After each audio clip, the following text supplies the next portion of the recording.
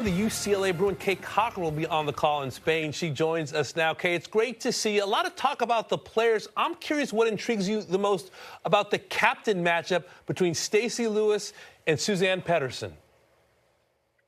Yeah, that's a great question. I think it's going to be a really good captain's matchup. I mean, you have two very intense players in Suzanne and Stacy, but sort of intense in different ways. Stacy was very tough on herself, could kind of get emotionally down during a round because, like many golfers, she was a perfectionist.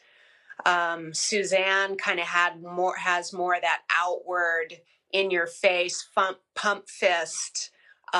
You could sort of just feel the energy oozing off of her.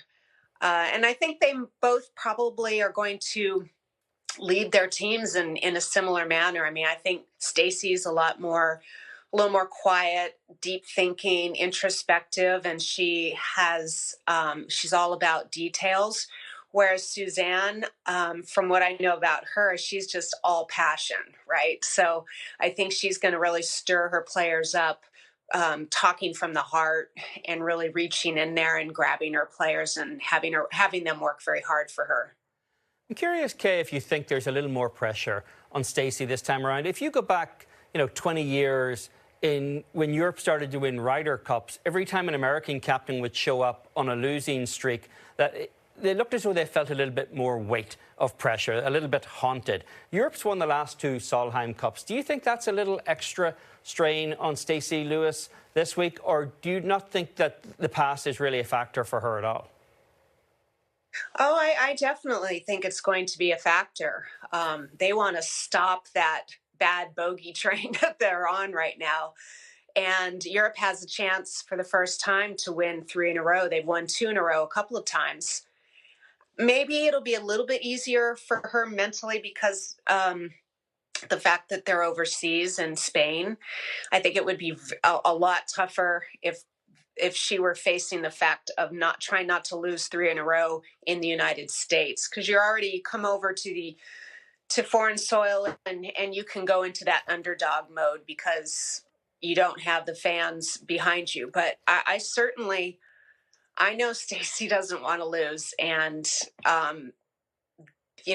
unfortunately, there are firsts in the history of sports, right? There was the first time Europe came over and won on U.S. soil. Now done that twice, and now they're looking to win 3 in a row and really kind of have the upper hand in the last half dozen Solheim Cups. So Stacy definitely has a lot of pressure on her for sure.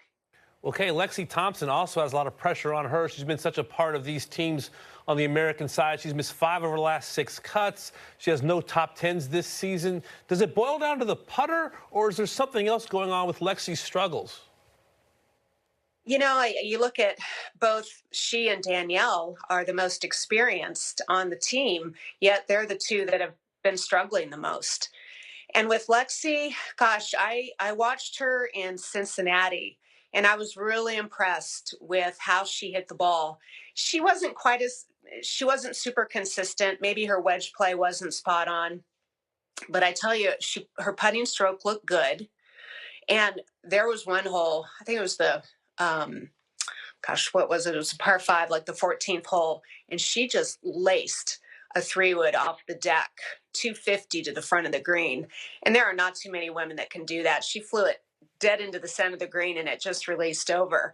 And I have told a lot of people that I think even Lexi with her B or B- game, even a C game, is better than most because she has so many tools in her arsenal, her power. And I think if she's under Stacy's guidance and kind of her nurturing and having the team around her, it's going to help her forget the negatives of this year and focus on the positives of match play and team play, which she so loves. And I think the element of match play will allow her to do that. But yeah, she just hadn't had that many reps this year. She hadn't played that much, but she did get in 3 tournaments towards the end, right before the Solheim. So, and it was good to see her string some good holes together. I honestly don't worry that much about her. Maybe they might not use Lexi as much as they have in the past. She may sit out a few more matches, but I think when she's in, especially in four ball, you can't count her out. One of the other things for Lexi, I guess, is she's got to feel that next generation nipping at her heels already, Kay, with people like Rose Zhang, Alison Corpuz on the team. They had a successful partnership at the Curtis Cup back in 21. Would you expect that to be resurrected this week in Spain? And are there any other partnerships that you think we're going to see? Yeah, I think certainly Stacy's taking in all that information and looking back at past successes. And you look at this group of 5 rookies that they all are tournament winners, and they have 3 majors between them, which is almost as many as the entire European team has together.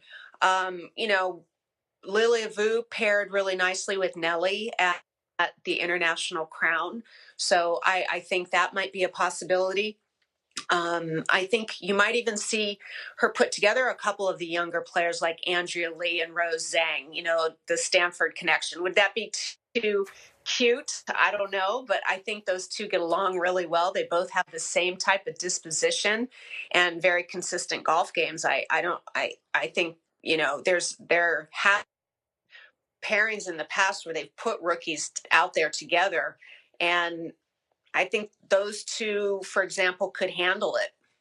Okay, this past weekend, I was fortunate enough to MC the National Black Golf Hall of Fame induction ceremony. Our fellow UCLA Bruin, Larry Sugg, was inducted. What do you remember about her? She won her national championship back in 1991 for UCLA. Yeah, I actually helped recruit Larry, and that was an easy recruit job. She just struck me as such a poised, beautiful, tall, elegant person who had an amazing golf game. And she immediately was a contributor at UCLA.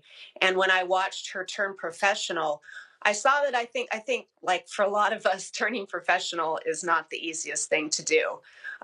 It's a tough transition, especially when you're just the 3rd Black woman to ever make the LPGA Tour. So I saw her really, I think she was under a lot of pressure to succeed, and it kind of became stifling to her. And I'm so glad to see that she was able, because she was a very bright young woman, and she's able to go on. I think, is she still the athletic director at Richmond? Yes. Mm-hmm. So really kind of giving back in a bigger way to education. Well, this is certainly a week for pressure in the women's game as well, Kay. We're looking forward to hearing you on the call in Spain, and have fun out there. I love match play. I love team play. And remember, guys, this is my 15th Solheim Cup that I've covered, and I've enjoyed them all.